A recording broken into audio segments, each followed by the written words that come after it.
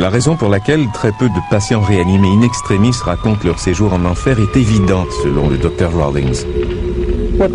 Qu'aviez-vous fait pour mériter l'enfer? Un homme, Ron Reagan, a raconté l'incroyable histoire de son voyage en enfer et a révélé pourquoi il méritait ce terrible sort.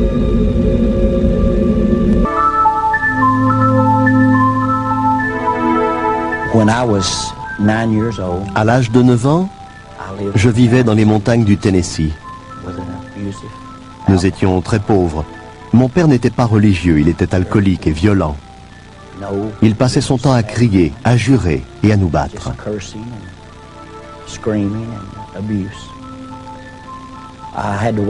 Pour aller à l'école, je devais attraper l'autobus scolaire qui passait à 5 km de chez nous. Un jour, une dame veuve m'a arrêté au passage et m'a dit « J'ai un cadeau pour toi ». C'était un petit agneau. Nous sommes devenus vite inséparables.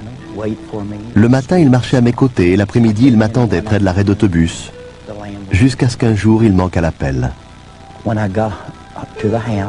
Quand je suis arrivé à la maison, mon père changeait un pneu en jurant. J'ai vu mon agneau en sang à côté de lui. Il l'avait tué avec le cric. Il le lui avait plongé dans le corps. J'avais 9 ans. Je me suis mis à crier. Je me suis sauvé dans les collines en hurlant. Il a tué mon agneau. Et je me suis senti envahi par la haine et par la violence. Je ne comprenais plus rien à la vie. À l'âge de 12 ans, je faisais des fugues et j'avais un dossier aux services sociaux. À 15 ans, j'étais détenu pour homicide involontaire dans un centre d'éducation surveillée. J'avais volé une voiture et en fuyant la police, j'avais eu un accident. Il y a eu des morts. On m'a enfermé jusqu'à l'âge de 18 ans. Durant tout ce temps, j'étais habité par la haine, la colère et la violence.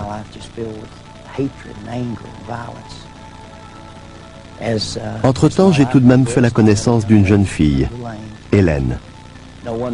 Personne ne voulait de moi à cause de mon caractère violent. Mais elle aperçut un autre aspect de moi.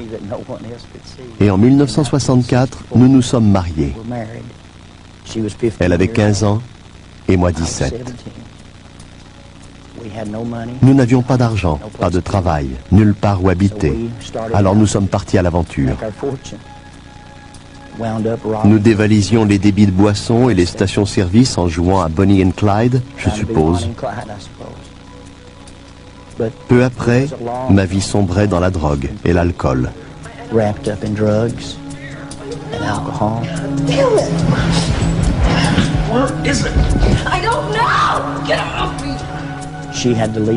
Elle m'a quitté à cause des sévices que je lui infligeais.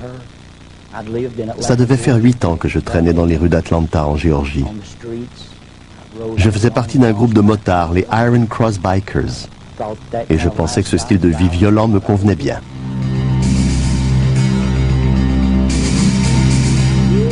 Grandma! Grandma! Come on!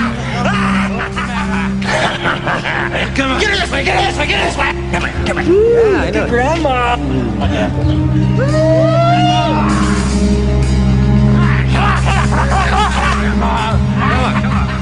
Un matin, je me suis réveillé dans la prison de Fulton Tower, à Atlanta.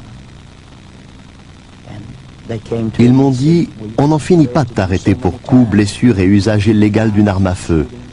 On a décidé de t'interroger au sujet des meurtres qui ont eu lieu ici, à Atlanta. Je ne savais même pas si j'étais coupable. Je ne me souvenais de rien, j'avais pris trop de drogue.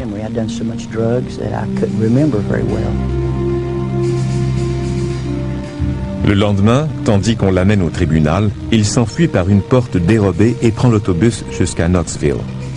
Il se réfugie auprès de son ex-femme et de son fils de 6 ans. Quelques jours plus tard, bourré de drogue, il attaque un homme à la porte d'un magasin. Son fils est témoin de l'agression. J'ai senti la haine m'envahir et je l'ai frappé.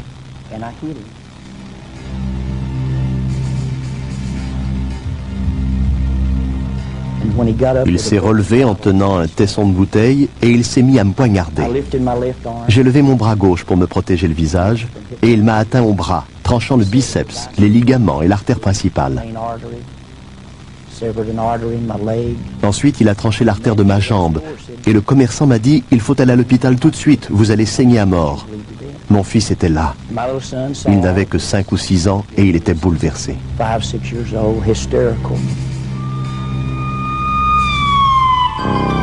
Quelques minutes plus tard, affalé au fond d'une ambulance, Reagan meurt et se retrouve aux portes de l'enfer. L'ambulancier m'a regardé et il m'a dit, « Croyez-vous en Dieu ?» Je ne savais même pas de quoi il parlait. Sir, do you know the Lord? Jesus? I don't know any Jesus. Well, you better talk to him because you're in a serious condition. Damn you. And in a matter of minutes, L'instant d'après, j'étais au milieu des flammes, burst into flames. comme si l'ambulance avait soudainement explosé. And all around me, I could smell Je sentais l'odeur du feu, like an electric. ou plutôt un mélange de soufre et de fumée. The smoke. I could hear screams. J'entendais des cris. And after a little while, it was like I was moving through. Au bout d'un moment, j'ai eu l'impression de survoler les flammes. Looking down. Et je me suis retrouvé au-dessus d'un petit lac entouré de falaises. Appeared to be a small lake with cliffs all around.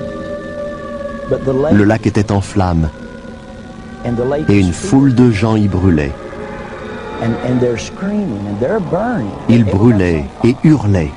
And they're all screaming. And then Tout à coup, leurs visages se sont rapprochés et j'en ai reconnu quelques-uns. start coming close to me, and I recognize some of them.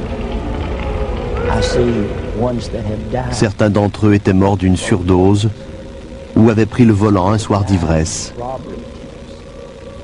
Some that have D'autres avaient été tués durant un vol à main armée ou au cours d'une bagarre. some that have, Ils criaient tous mon nom. and they're all screaming. Ronnie, ne viens pas. Ronnie, don't come here.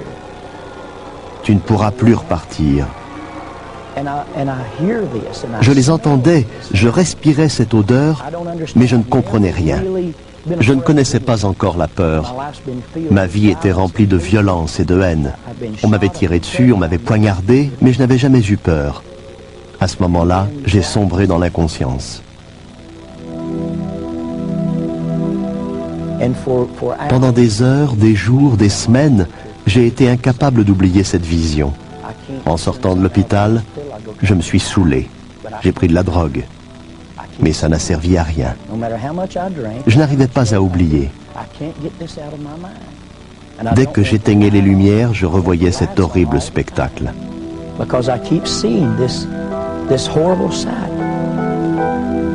Le lendemain, sa femme le convainc de l'accompagner à l'église.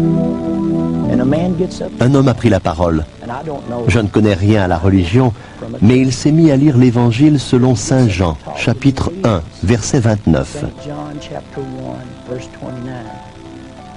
Voici l'agneau de Dieu qui ôte le péché du monde. Il aurait pu lire n'importe quoi d'autre et je n'y aurais rien compris. Mais quand il a dit ça, je me suis souvenu de mon agneau.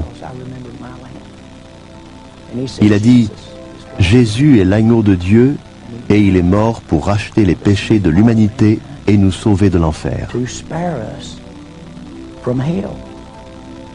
Il s'est mis à décrire l'enfer et je me suis dit, c'est ce que j'ai vu. Quelqu'un m'explique enfin ma vision. On ne m'avait pas appris à prier. J'étais impie. Mais j'ai dit, mon Dieu, si vous existez, si Jésus existe, et que vous essayez de communiquer avec moi, par pitié, tuez-moi ou guérissez mon âme.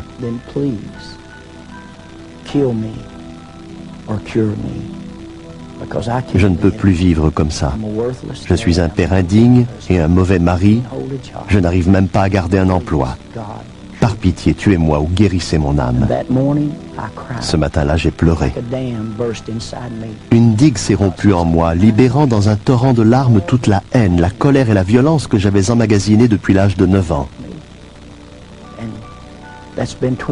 J'ai aussitôt éprouvé le besoin de raconter mon histoire à tous ceux qui voudraient l'entendre. Ça fait 22 ans que je la raconte. Today, I'm still telling the story.